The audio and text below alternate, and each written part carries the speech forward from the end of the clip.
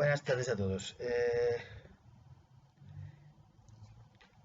Voy a comenzar a explicar el punto 3 del tema 1, que he llamado Origen histórico de la filosofía. El punto 3 lo que dice es que la filosofía nació en Grecia, en el siglo VII a.C.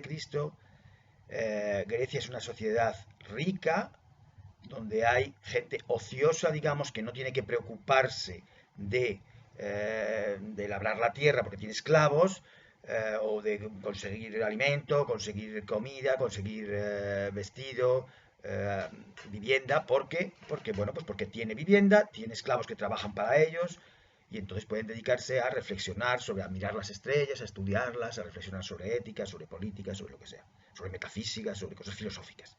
Vale, entonces nace en Grecia en el siglo VII a.C. El primer filósofo se llama Tales de Mileto y,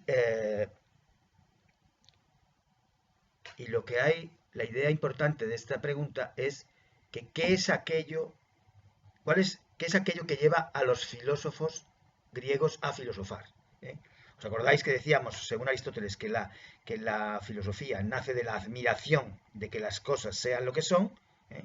Pues entonces, ¿qué es aquello que lleva a los filósofos griegos a filosofar? Bueno, pues la pregunta que les, o sea, quiero decir, lo que a ellos les sorprende es que la naturaleza esté constantemente cambiando y renovándose. Quiere decir que las personas nacen y mueren, los animales nacen y mueren, los ríos cambian de curso porque se van modificando los caudales, va cambiando la arboleda de alrededor, el cauce se hace más ancho, más estrecho, lo que sea. Es decir, las montañas se van erosionando, todo cambia, todo cambia. Entonces lo que se preguntan es si hay algo que sea permanente, que sea eterno, que se mantenga. La metáfora que se me ocurre es si no habrá una plastilina con la cual se hacen todas las formas de la naturaleza. Que tenemos una bola de plastilina, ¿no? En el colegio y hacemos una figura de una persona, hacemos una figura de un animal, hacemos una montaña, hacemos una bola, hacemos una masa de pizza con la plastilina. Bueno, pues entonces ellos dicen, la naturaleza es cambiante, constantemente aparecen formas diferentes, pero ¿en qué consiste esa materia original, esa clave de todo, ese principio que ellos lo llaman arjé? El arjé, ¿cuál es el arjé de las cosas? Bueno, pues esta es la pregunta, quiere decir, la pregunta es la pregunta sobre el cambio. Pone ahí, el griego se extraña o asombra del movimiento, pero luego explica que cuando el griego dice movimiento se refiere a cualquier tipo de cambio. Cualquier tipo de cambio, los cambios, todos los cambios, son algo sorprendente, digamos, porque la hoja es verde y luego llega el otoño y se pone en marrón. Entonces, bueno, pues ¿por qué varían las cosas? ¿Por qué varía todo? ¿Hay algo que sea permanente? Vale, ese algo permanente será el arjé, será la plastilina original, por decirlo así, originaria. ¿eh? Bueno, pues esa es la primera idea, el origen histórico de la filosofía. Es, lo que les preocupa a los griegos es esto, la búsqueda de qué es la naturaleza, qué es. Aparte, sí, vemos que la naturaleza son montañas, personas, animales, pero hay algo bajo los cambios que permanece. Bueno, pues, por cierto, hay en la página 9, hay una serie de frases filosóficas que tendréis que ir aprendiendo. Yo en el examen os preguntaré, os escribiré una frase y tendréis que explicar el significado. El significado está, no en la página 9, en la página 9 están las frases, sino que en la página 11 está el significado de las frases. La página 11 y 12 están numeradas también con su significado y con el filósofo que las dijo. Entonces se trata de, en el examen, o bien os preguntaré el filósofo que las dijo, o bien os preguntaré el significado. ¿eh? Entonces, bueno, pues querría que vierais ya dos, que le hemos hablado ya de ellas, que son la 3, dicen, solo sé que no sé nada, es una frase de Sócrates, hemos hablado de él, que es el lema de la filosofía socrática, porque es la actitud de búsqueda, ¿vale? Es la frase número 3. Y luego la frase número 9, que dice, la filosofía nace de la admiración de que las cosas sean lo que son, o de que las cosas sean como son.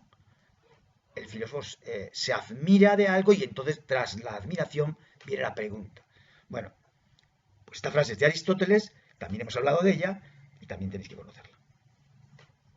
Entonces, te conviene que vayáis apuntando las que damos porque en el examen global entrarán las que hayamos dado en el trimestre. Eh, bien, pues volviendo otra vez entonces a los apuntes, en la página 2 se habla, el apartado se llama mito frente a logos. Los mitos son una explicación que se dan los antiguos para explicar determinadas cosas que no comprenden. Os mandé que buscarais el mito de Perséfone, ¿recordáis? Bueno, pues el mito de Perséfone de lo que nos habla es de por qué razón en unos momentos la naturaleza está floreciente, dando frutos, la primavera, el verano, sin embargo, durante otro tiempo la naturaleza está con mucho frío, las ramas de los árboles vacías y tal. Bueno, pues ellos dicen, ellos explican esto con una pelea entre dioses. Hades robó a Perséfone, la raptó, se la llevó a los infiernos, no la deja salir, y al final llegan a un acuerdo entre Zeus y Hades y tal, para que su madre, Demeter, la diosa de la agricultura y madre de Perséfone, pues esté contenta, entonces pasa la mitad del año, lo pasa con Perséfone pasa la mitad del año con Demeter y la otra mitad con Hades, el que la raptó, que es su marido. Bueno, pues durante el tiempo que Perséfone está en el infierno, Demeter no da flores, no da frutos porque está triste. Bien, esto es una explicación que no nos vale hoy, que hoy no nos vale, pero que les sirvió a ellos para entender esta cosa que sucede en la naturaleza, los ciclos de las estaciones. Bien, pero podríamos despreciar los mitos diciendo que ya no valen y tal. Vale, es cierto que no valen desde el punto de vista científico, ya no nos sirve para explicar el ciclo de la... Sin embargo, sí que nos cuentan verdades a lo mejor sobre los seres humanos, sobre los celos, sobre las envidias, sobre los traiciones, los amores, en este caso, el dios o sea, Hades que rapta a una mujer, impone su voluntad, la secuestra y tal. Bueno, quiero decir que hay una verdad psicológica o humana, y entonces por eso los mitos siguen siendo valiosos y por eso se siguen estudiando. Por ejemplo, hay un mito horroroso, muy triste, que es el de la Medea, me parece que es Medea, quiero recordar, que mata a sus hijos, a sus propios hijos, los mata por despecho, para castigar a su marido que se había ido o se había... Entonces, para castigar al marido, mata a los hijos de él, que son sus hijos.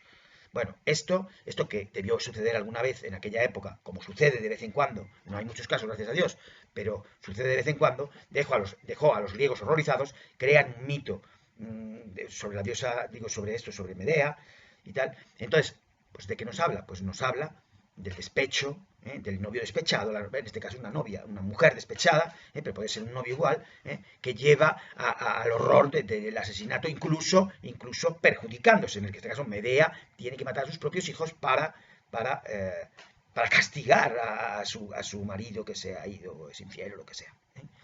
Bueno, pues entonces quiere decir, su verdad, como veis, no tiene por qué ser, no tiene que tener que ver a lo mejor con lo que quería explicar entonces. Quiere decir que el mito de Perséfone ya no nos explica las estaciones, pero sí puede hablarnos de otras cosas, aparte de ser relatos hermosos y bonitos y tal, imaginativos, creativos. Bueno, entonces, para terminar con esto de los mitos, lo que quería deciros es que a veces los cuentos no se trata de que sean verdad en su literalidad. Por ejemplo, el cuento de Caperucita, sin ser un mito, pero un cuento, el cuento de Caperucita no es verdad en su literalidad. A lo mejor no existió ninguna niña con el vestidito rojo y la caperuza roja, pero lo que sí que existen son lobos feroces. Lo que sí que existen son peligros para los niños. Lo que sí que existen son peligros para aquellos niños que se fían de extraños, ¿sabes? Que desobedecen a sus padres y se van donde no les dijeron. Entonces, la verdad del cuento es verdadera, aunque la literalidad del cuento sea falsa. Esa es la importancia de los mitos y la importancia de ese cuento. Es decir, los niños aprenden una verdad sobre la vida, que hay peligros, aunque no existiera ninguna Caperucita, eso es lo de menos. Entonces, que Medea existiera o no existiera, o que Perséfone tal, es lo de menos. Lo importante es lo que nos dice sobre nosotros, sobre nuestra vida. Entonces, vamos, lo cuento para que no se desprecie los mitos como si no sirvieran para nada.